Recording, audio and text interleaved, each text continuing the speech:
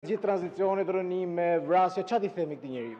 Qa t'i themi një njeriu që kur prezentohet çdo javë në prokurori, linçon brenda dhe jashtë magjistratët që bëjnë punën e tyre, detyrën e tyre, dhe pastaj rikthehet 20 minuta mbas dhe bën ligjërime mbi drejtësinë.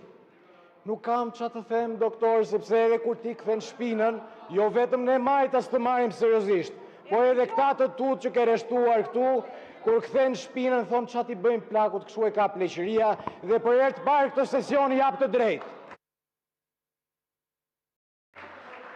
Faleminderit. Zoti Xhelal Mziu. Çfarë?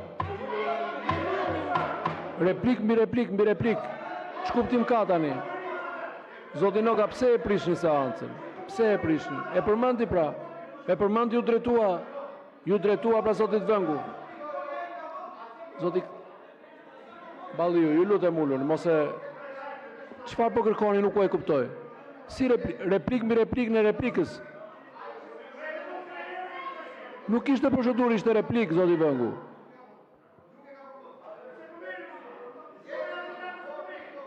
Ju drejtua zotit Vëngu gjithkohën.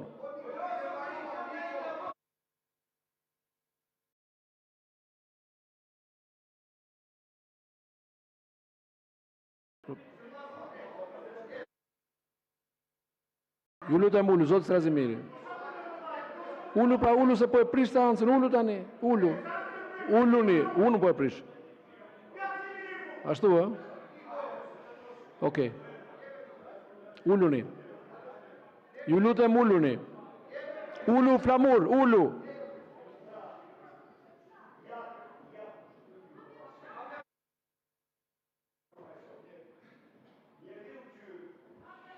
Kur gjillet si dezertor, për të paraqit si patriot, thot jam pasardhës i Marko Boçarit.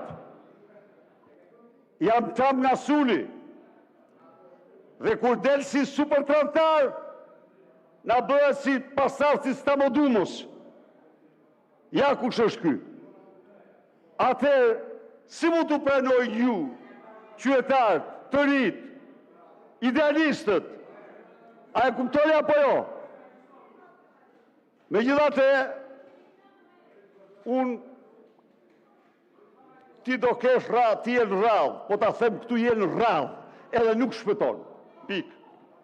Jo, nuk shpëton. Zoti Mziu. Nëse fjala nuk do t'i